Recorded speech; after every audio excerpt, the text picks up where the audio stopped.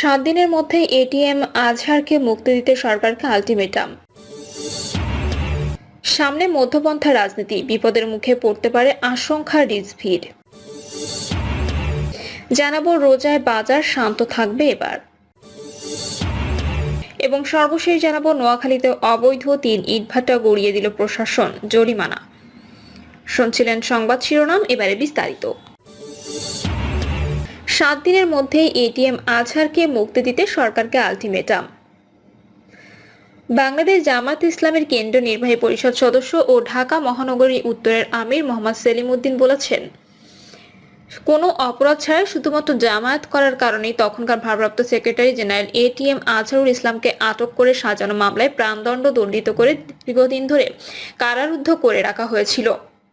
তিনি আগামী 7 দিনের মধ্যে মজলুম এটিএম আজহারকে মুক্তি দেওয়ার জন্য সরকারের প্রতি জোর দাবি জানান। অন্যথায় দুর্বার গণ আন্দোলনের মাধ্যমে জনগণের নেতাকে জনগণই মুক্ত করে আজ ছাড়বে ইনশাল্লাহ। সেই সেলিম উদ্দিন বলেন, আগস্ট বিপ্লবের দলমত, ধর্ম, বর্ণ, গোত্র, শ্রেণী ও পেশা নির্বিশেষে সবাই আন্দোলনে নামলেও নিষিদ্ধ করা হয়েছিল শুধুমাত্র জামায়াতকে। আর আন্দোলনকারীদের রাজাকার বলার সঙ্গে সঙ্গে চলমান আন্দোলন অগ্নিগর্ভ হয়ে উঠেছিল। জামায়াতকে নিষিদ্ধ করার মাত্র কয়েকদিনের মধ্যেই আওয়ামী বাকশালীদের তখতে তাউসের পতন এবং তাদের খুনি নেত্রী সহ সব মন্ত্রী এমপিরা দেশ ছেড়ে পালিয়ে যেতে বাধ্য হয়েছিল। মূলত যারা জামায়াত নির্মূল করার ষড়যন্ত্র করেছে তারা ইতিহাসের পাতা থেকে নিশ্চিহ্ন হয়ে গেছে।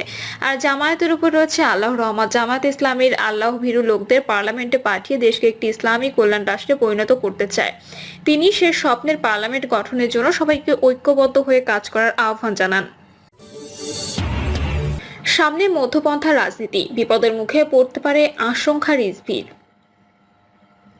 সামনে মধ্যপন্থা রাজনীতি বিপদের মুখে হতে পারে বলে আশঙ্কা প্রকাশ করেছেন বিএনপির সিনিয়র যুগ্ম মহাসচিব অ্যাডভোকেট রুহুল কবির রিজভী।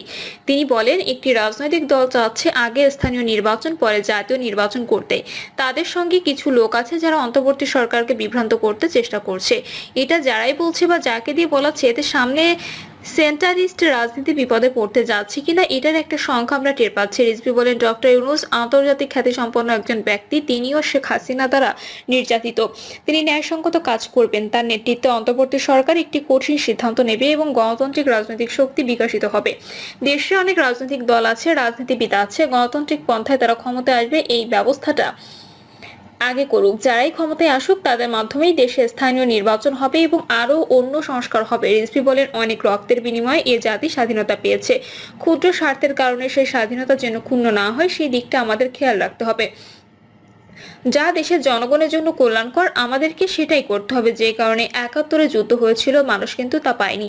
বারবার দেশের জনগণ অধিকার হারা হয়েছে। দেশকে চালাবে কোন রাজনীতিবিদ ক্ষমতায় আসবে সেটা তো নির্ধারণ করবে দেশের জনগণ। সেই জনগণের অধিকার ফিরিয়ে দেওয়ার জন্যই তো এত লড়াই। বিএনপির এই মুখপাত্র বলেন, আমাদের যে অর্জন, এই অর্জনের মধ্য দিয়ে সত্যিকার অর্থে যে গণতন্ত্র, সেই গণতন্ত্রের জন্য কাজ করতে হবে।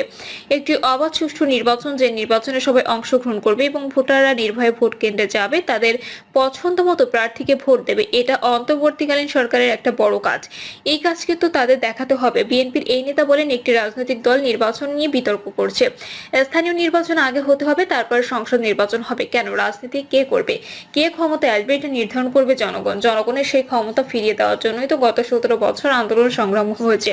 জনগণের যে ক্ষমতা শেখ হাসিনা ও আইন শৃঙ্খলা বাহিনী র্যাব ধ্বংস করেছিল, তা ফিরিয়ে দেওয়ার জন্যই তো এত রক্ত ঝরেছে। জনগণের কাছে সেই ক্ষমতা ফিরিয়ে দেওয়ার দায়িত্বই তো অন্তর্বর্তী সরকারের। সুতরাং স্থানীয় নির্বাচন আগে নাকি সংসদ নির্বাচন আগে, এই কথাগুলো আসছে কেন? রিজভী বলেন, বিএনপি বলেছে সংসদ নির্বাচন একটি জাতীয় নির্বাচন। এই নির্বাচনের মধ্য দিয়ে রাজনীতিবিদদের কাছে ক্ষমতা থাকবে। ক্ষমতার উৎস হচ্ছে জনগণ। জনগণের কাছে সেই ক্ষমতা ফিরিয়ে দিলে রাজনৈতিক শক্তি বিকশিত হবে এবং সেই রাজনৈতিক শক্তি বিকাশের মধ্য দিয়ে যত নির্বাচন আছে সেগুলো হবে।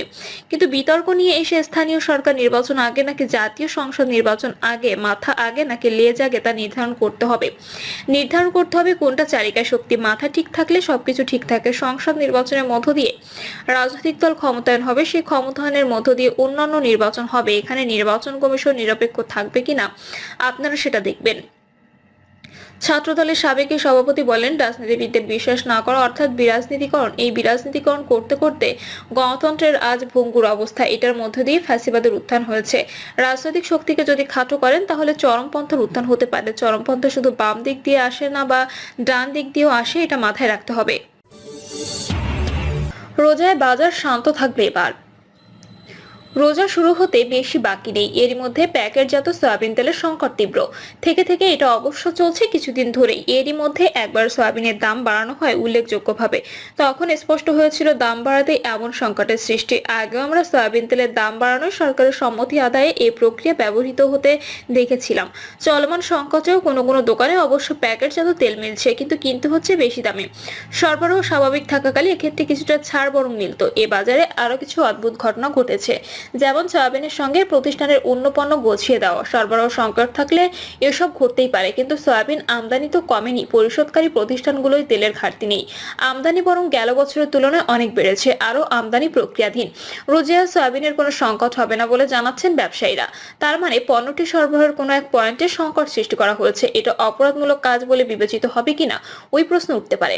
প্যাকেটজাত সয়াবিন তেলের দাম সম্ভবত আরো বাড়ানো হবে এবং সরবরাহ হবে স্বাভাবিক। ততদিনে আমরা ভুলে যাব নিকট অতীতে কি ঘটেছিল। তবে তাদের পক্ষে ভুলে যাওয়া কঠিন। কোন নিত্যপণ্যের দাম 8 থেকে 10 টাকা বাড়লেও যাদেরকে এর ধকল সইতে হয়, অন্য কোনো নিত্যপণ্যের দাম একই হারে কমে এলে অবশ্য তারা কিছুটা স্বস্তি পাবে।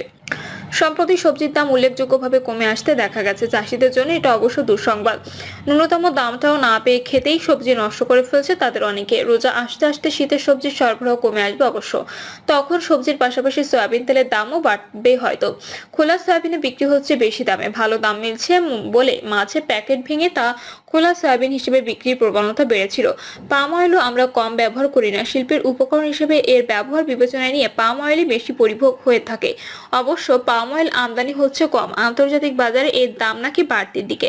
মাত্র কয়েকটি উৎসের উপর এর সরবরাহ নির্ভরশীল বলে পাম অয়েলের বাজারে মাঝে মাঝে অস্থিরতা দেখা দেয়।